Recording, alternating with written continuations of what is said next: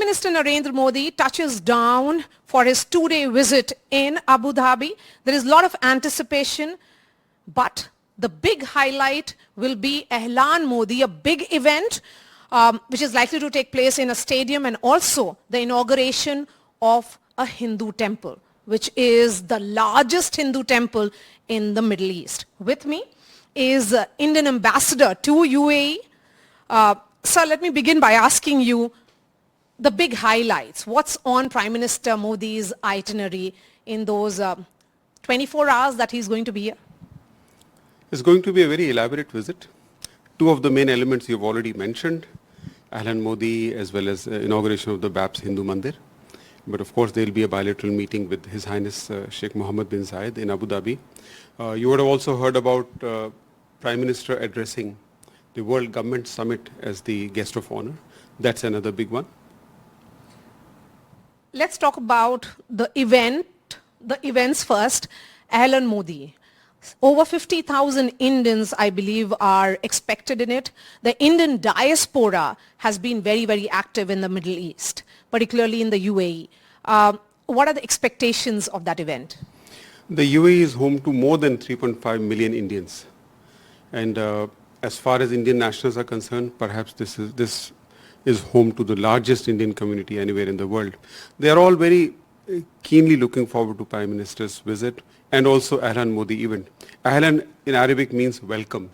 And this is a welcome which is really coming from the heart of the Indian community here. They have been preparing for this event for some time now. And when the registration was started, I must share with you that there was a deluge of people showing their interest in attending the event.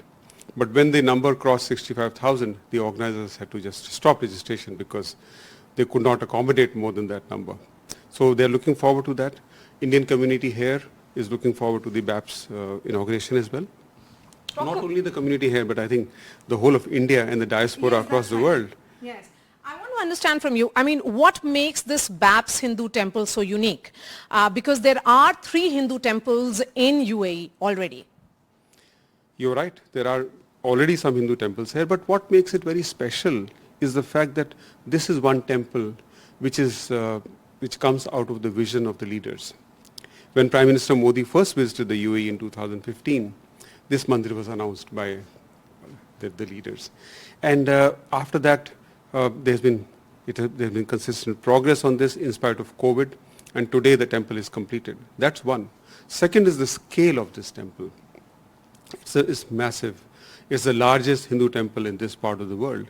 And also the involvement of the Indian community here, the support of the UAE government.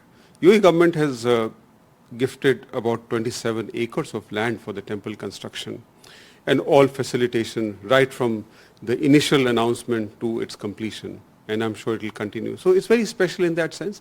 For us, and in fact, if you look at it, although our relationship has been historical, this temple is a symbol of the centuries of the social, economic and cultural connect between Bharat and the Gulf. It is an oasis of peace, harmony and tolerance in this country. And that's why people from all walks of life, from all faiths are there. They've been participating in the temple construction process. There's a lot of personal investment which seems to have gone in this relationship between India and UAE, which has been done by the Prime Minister himself. There's a lot of warmth which was on display also recently when Mohammed bin Zayed visited Gujarat. There was a road show which we saw, and so I want to understand from you, do you think this is because of that personal connect which Prime Minister Modi does? And how has this changed from pre-2014 era? When Prime Minister Modi first visited the UAE in 2015, it was after a gap of 34 years. The previous visit of Indian Prime Minister was in 1981. There was a huge gap. And since 2015, tomorrow's visit is going to be the 7th visit. There is no doubt a strong personal bond between our leaders. There's a strong friendship, strong brotherly relations between the two leaders, and that's how you see this relationship being transformed in the last 9-10 years. It couldn't have happened unless the leaders themselves had directed and guided this relationship. And what we are also seeing is that despite COVID challenges, there was no stopping of this relationship or halting of this relationship, particularly the CEPA, which is the Comprehensive Economic Partnership Agreement, which was inked during the COVID times. What is the development on that front? And I also want to understand the corridor. How far have we moved on that? Well, I'm glad you mentioned COVID, because COVID was a testing time for the world. And it was during that time that the strength of our relationship came out loud and clear. India and the UAE actually set up a food bridge, because India provides food security to a large extent to the UAE, as much as the UAE provides India energy security. There were evacuation flights. The air bubble, if you recall, I mean, many people might have forgotten, that was there to take Indians to the safety of their homes in India, and also bring them back to join their work again. So that was a testing time, and this relationship really stood out. After that, in fact not after that, during that, CEPA was negotiated in barely 88 days, and that laid the edifice of a new generation of our economic engagement.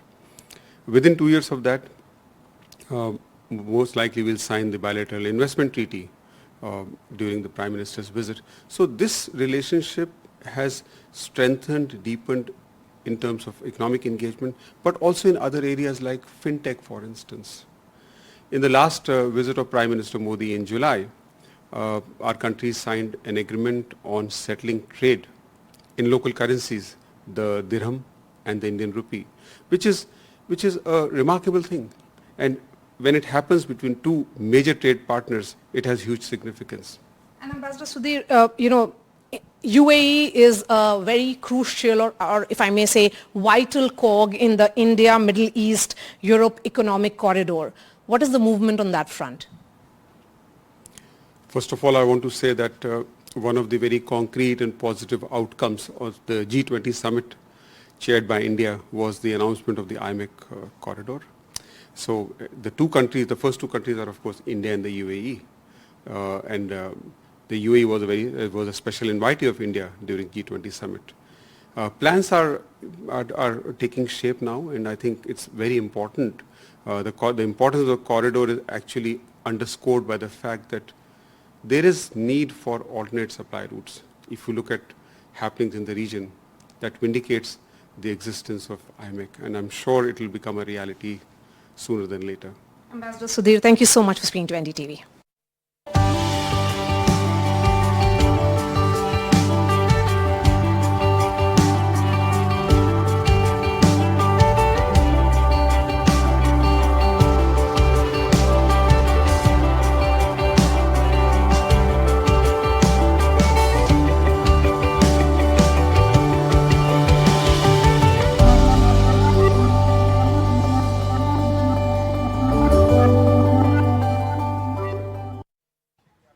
This is the beautiful BAPS temple which will be inaugurated by Prime Minister on 14th.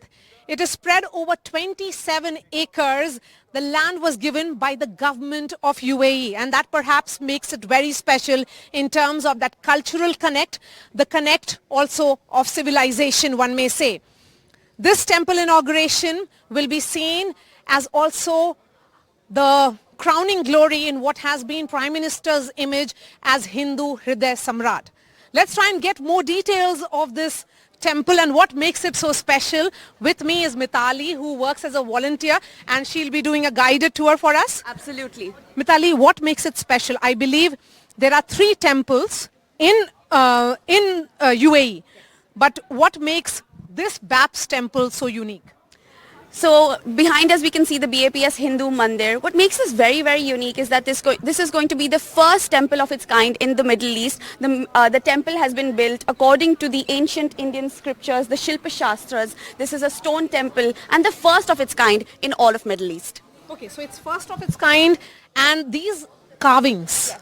Where is the stone from? I believe it is from Rajasthan. Yes. And where did the artisans come from?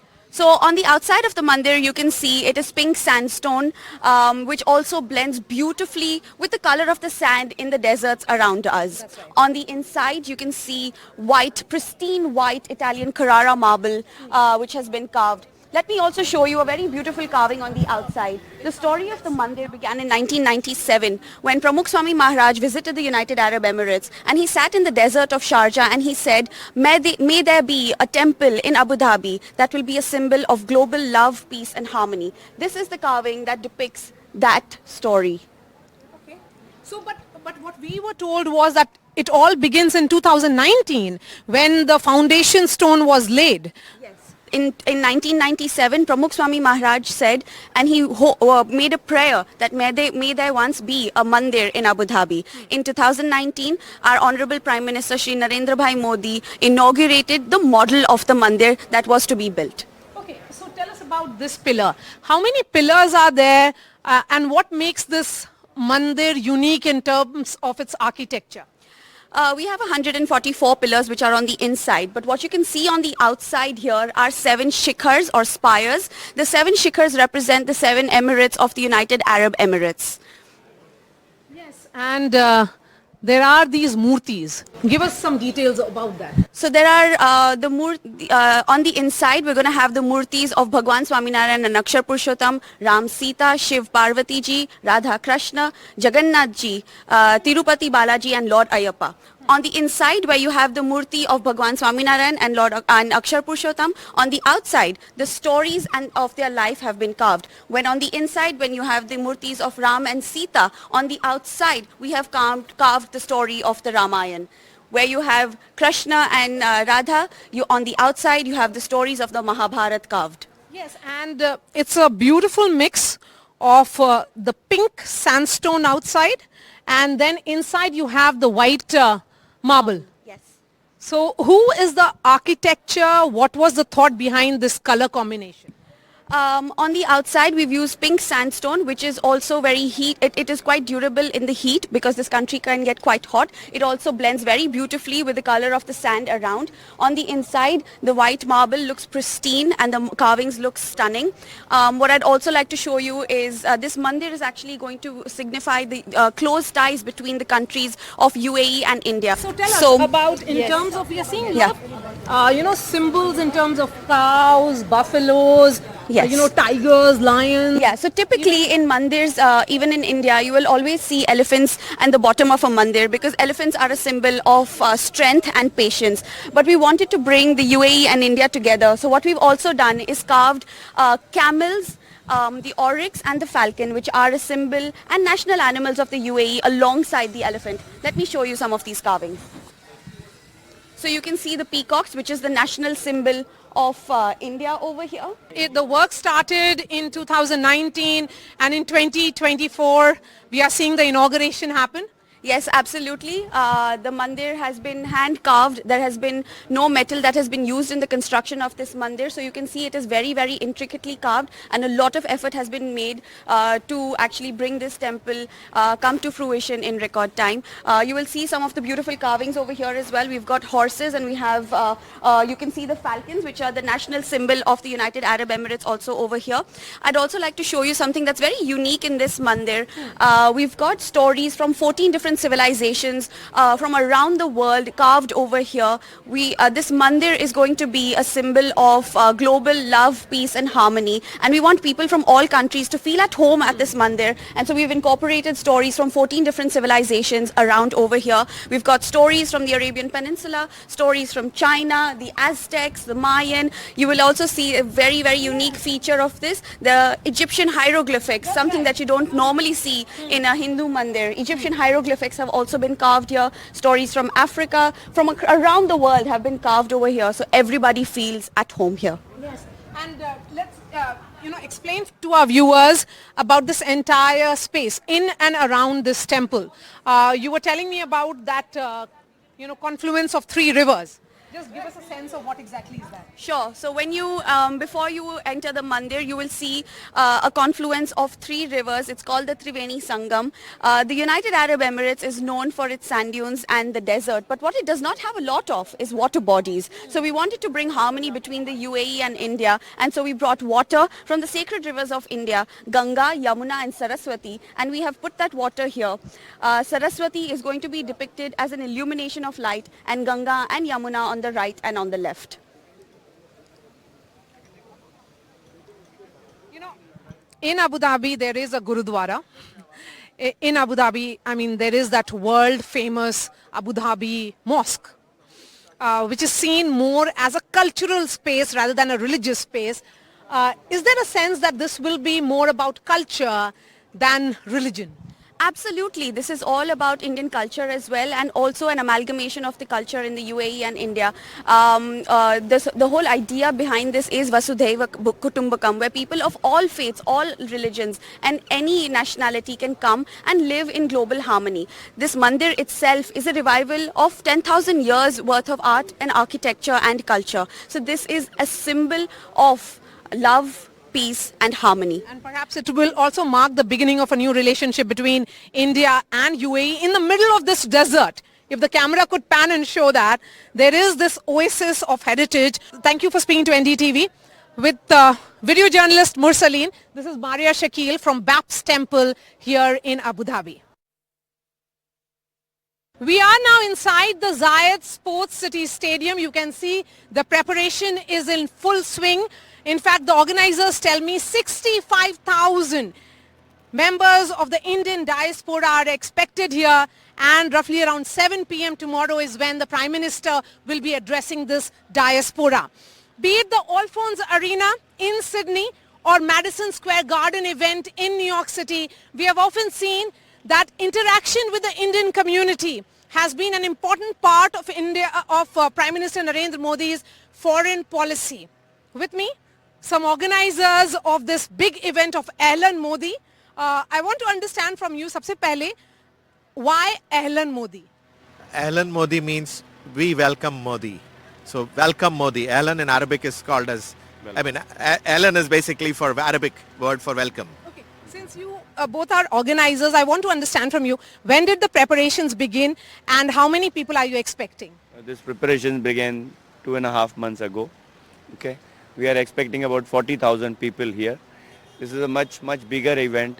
Okay, you see the ambience, you get overawed by the overall ambience. So somebody who comes here, he'll be really coming in for a great experience.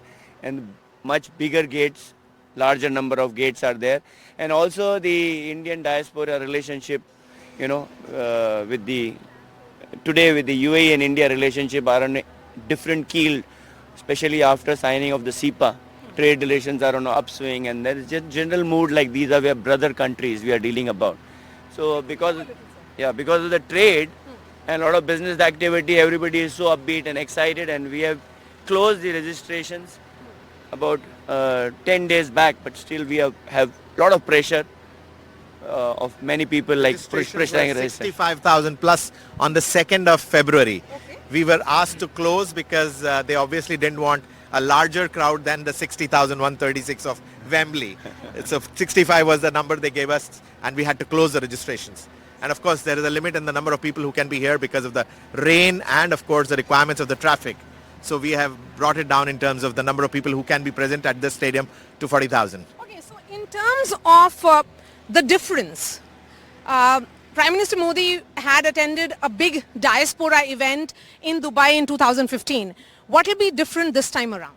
In 2015, he had just finished 1 year plus of his premiership. Now he has finished 9.5 plus, probably close to 10 years of premiership. Today he has a different situation with even the Indian diaspora. Today every person from India who's here thinks that he's probably been the best prime minister for us. And that's one of the biggest difference between 2015 and 2024 today.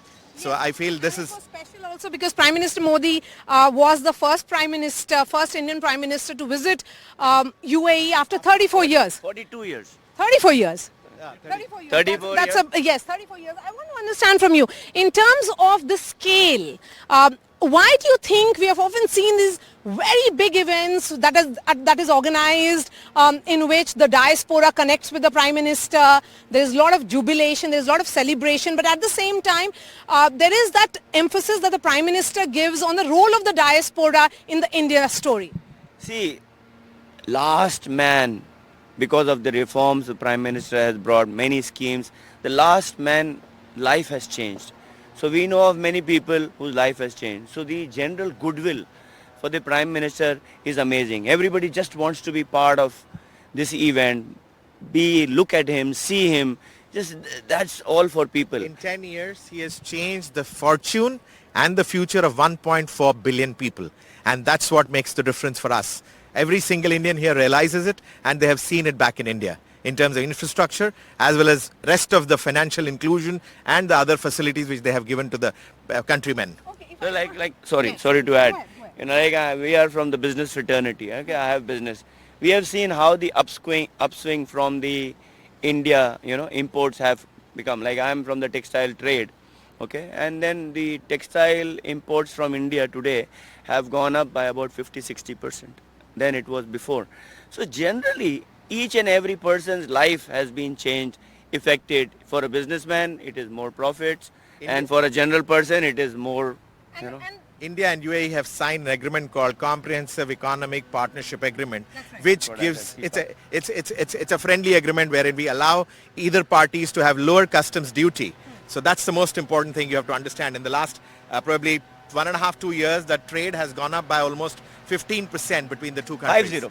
50%, yeah. 50%. And this cultural connect that we are looking at, what was there pre-2014 and what changed post-2014? Oh my God. If you see, we go anywhere, today Indians are respected, seen in a different level. If you go at the immigration or you go to the custom or you go to any government office, Indians are seen in a different light. Our reputation, our respect in the eyes of the government has gone up tremendously. It's a paradigm shift, what we have gone. Anything you want to add? Even the organizers here have got huge support from the government authorities. So in terms of clearances, in terms of supporting in every possible way, even getting us waivers in some of the places. So it's been probably I can see that difference between the two times, between 2015 and 2020. In terms of what should we expect here tomorrow? Give us a sense of what will happen in those hours. Just with 400 people yesterday in this, I was outside and I could see that the emotions and the sound and Helen Modi's sound all over was reverberating all over this place. People outside who were there with me, some of the locals, they were saying, oh, this has already started. With just 400 people inside, 500 maybe the volunteers were here. Yeah. So I'm sure with 40,000 people in this stadium, you are going to have an electrifying moment here in this stadium. To tell you simply, our phone has not stopped ringing since morning. You see, continuously my phone is on. We are getting just requests. My ticket has not come. My pass has not come. My pass has not come. Yeah, I think. Any important announcement that you're expecting from the Prime Minister? I mean, Prime Minister, every speech of his, he is an announcement to make. So I'm so sure about it that every speech you hear that. So maybe this speech also we will hear some new announcement from him. Something new. We are looking forward to it. Yes. Thank you so much for speaking to NDTV. So clearly, as we said, there is a lot of anticipation, a lot of excitement. As the organizers were telling us, they are expecting over 50,000 people. It's bright and sunny here in Abu Dhabi. With camera person Mursaleen, this is Maria Shakil for NDTV.